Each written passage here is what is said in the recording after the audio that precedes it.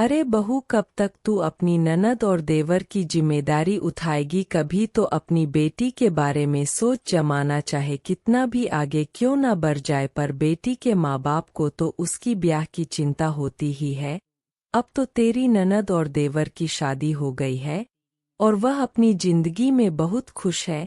मैं तो कहती हूँ तू उसे एक बार बात करके तो देख। राजेश की बुआ जी से फोन पर हुई बातों से राधिका बहुत परेशान हो गई थी और सोचने पर मजबूर हो गई थी कि सही तो कह रही है बुआ जी। जब से मैं इस घर में आई हूँ अपनी सारी जिम्मेदारियां अच्छी तरह से निभाई है, और जब मेरे बच्चों का समय आया तो मैं ठन ठन गोपाल होकर खड़ी हो गई। राधिका के ससुर तो राधिका की शादी से पहले ही चल बसे थे और राधिका की सास भी उसकी शादी के 4 साल बाद ही अपने छोटे बेटे और बहू का हाथ राधिका के हाथ में देकर चल बसी थी। तब राधिका की बेटी सोनल भी सिर्फ 1 साल की ही थी। उस समय राजेश का छोटा भाई सुदीप ग्रेजुएशन क्लास में और ननद अनामिका 10वीं क्लास में थे। उनकी पढ़ाई और शादी की जिम्मेदारी माँ बाप की तरह निभाई थी उसके भाई भाभी ने। राधिका की बेटी सोनल की बैंक में नौकरी लगे हुए अभी 1 महीना ही हुआ। राजेश का छोटा भाई सुदीप अपनी पत्नी और 2 बच्चों के साथ मुंबई में रहता है और अनामिका दिल्ली में अपने परिवार के साथ रहती है। राजेश की रेडीमेड गारमेंट्स की दुकान है। उसकी बेटी का अच्छे घर में रिश्ता पक्का हो चुका है। लड़का बैंक में ही नौकरी करता है। 2 महीने बाद ही उसकी शादी है, लेकिन सभी जिम्मेदारियां निभाने में राजेश के पास ज्यादा बैंक बैलेंस नहीं था। अभी उन्हें अपने बेटी की शादी के विषय में सोचा भी नहीं था, लेकिन अच्छा लड़का मिल जाने के कारण वे इस रिश्ते को हाथ से जाने नहीं देना चाहते थे। इसीलिए सब कुछ बहुत जल्दी जल्दी हो गया था। राधिका ने सोच लिया था आज वह अपने पति से इस बारे में बात करेगी। दोपहर का खाना खाने के लिए घर आए अपने पति से खाना खिलाने के बाद उसने कह ही दिया, देखो जी, आज तक मैंने कभी आपसे कुछ नहीं कहा, लेकिन आज मेरी बेटी के भविष्य का सवाल है। आप थोड़े से पैसे सुदीप से भी ले सकते हो। लड़के वालों की कुछ मांग न होने पर भी अपनी बेटी को हम खाली हाथ थोड़ी भेजेंगे ससुराल में। आखिर हमने भी उनकी पूरी जिम्मेदारी मन से निभाई है। राधिका लगातार ही बोले जा रही थी, तुम कैसी बातें कर रही हो राधिका? यह समझेगा सुदीप कि मैं उस पर लगाए खर्च का हिसाब मांग रहा हूँ। अपनी बेटी की शादी के बहाने मैंने कोई एहसान नहीं किया है अपने भाई बहनों पर। अरे माँ के जाने के बाद क्या उनको अनाथों की तरह छोड़ देता? मत भूलो दुकान पर और इस घर पर उनका भी बराबर का हिस्सा है। ने कहा, अरे तो मैं ऐसा कहाँ कह रही हूँ, मैंने तुम्हारा और तुम्हारे भाई बहनों का हर कदम पर साथ दिया है।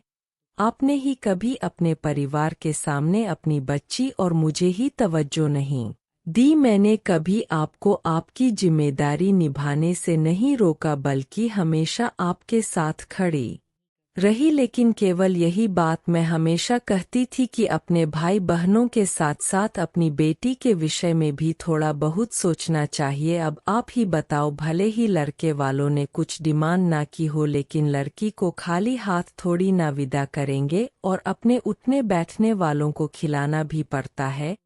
जब आपने बिटिया के रिश्ता पक्का होने की खबर दी थी सुदीप को, तो पूछ तो सकता था कि बेटी के शादी के लिए सारा इंतजाम हो चुका है ना भैया, लेकिन उसने तो कुछ भी नहीं पूछा। अनामिका से तो मैं कोई उम्मीद ही नहीं कर रही हूँ, क्योंकि वह ससुराल में रहती है। लेकिन अपनी भतीजी की शादी के लिए क्या चाचा और बुआ का कोई फर्ज नहीं बनता है? सारे फर्ज हमारे ही थे, उनका कोई फर्ज नहीं है। हमारे लिए चुप हो जाओ राधिका, भगवान के लिए चुप हो जाओ। क्यों अपना पहला सब किया धरा मिट्टी में मिला रही हो? पैसों की वजह से रिश्तों में दरार नहीं आनी चाहिए, क्योंकि पैसे तो आ ही जाते हैं, लेकिन टूटे रिश्ते जो बिखर जाते हैं वे कभी नहीं जुड़ते। अब तुम अपने मायके में ही देख लो, एक जरा सी दुकान के ऊपर आपस में कितनी दुश्मनी निभाई जा रही है। एक दूसरे का मुंह भी देखना पसंद नहीं करते तुम हारे भाई, यहाँ तक कि तुम्हारे त्योहार को भी उन्होंने आपस में बांट लिया है। आजकल लोग गैरों को अपने बनाने में तो विश्वास रखते हैं, लेकिन अपनों से पूरी दुश्मनी निभाते हैं। अरे रिश्ते जब उलझ जाते हैं तो सुलझाने बहुत मुश्किल हो जाते हैं। हफ्ते में 2-3 बार मेरे भाई बहन का फोन आ ही जाता है, मेरा हालचाल पूछते हैं।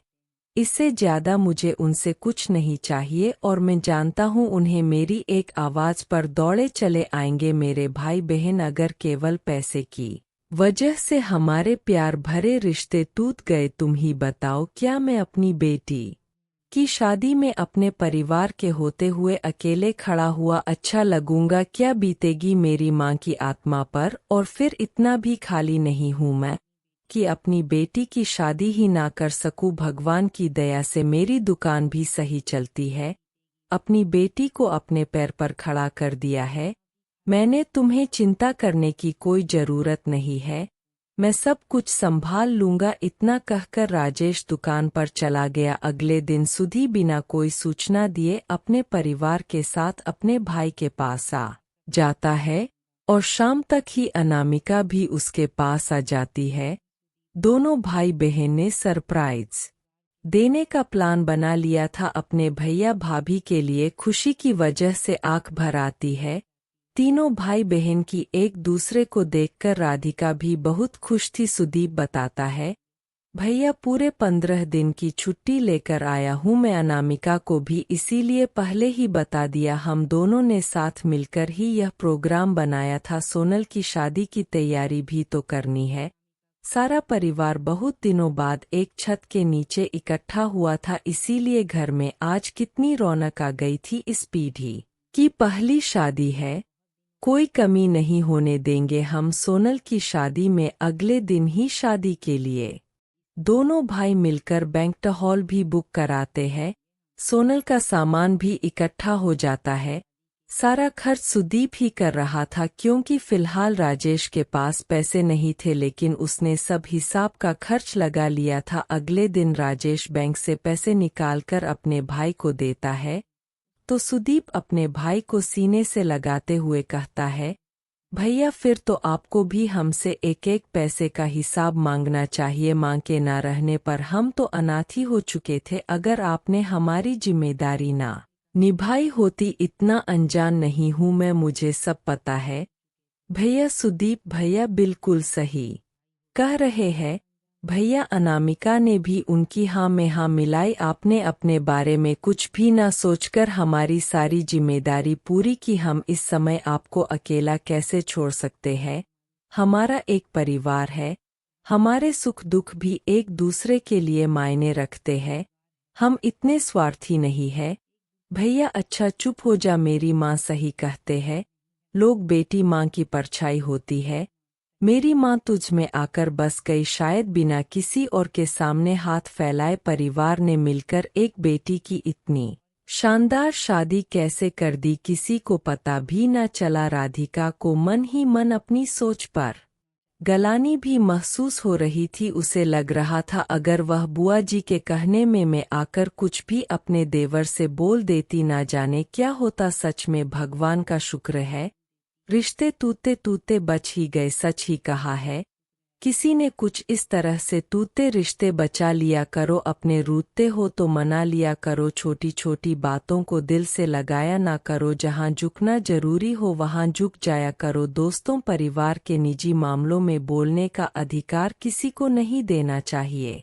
अगर परिवार के सदस्य आपस में खुलकर बात करें और अपनी समस्या को अपने परिवार वालों के साथ साझा करें तो परेशानी भी खत्म हो जाएगी और परिवार के सभी सदस्यों के बीच आपसी समझ और प्यार बना रहेगा। दोस्तों हमारी कहानी कैसी लगी हमें कमेंट में जरूर बताएं और ऐसी ही पारिवारिक कहानियों को सुनने के लिए हमारे चैनल को सब्सक्राइब करना न भूलें। धन्यवाद।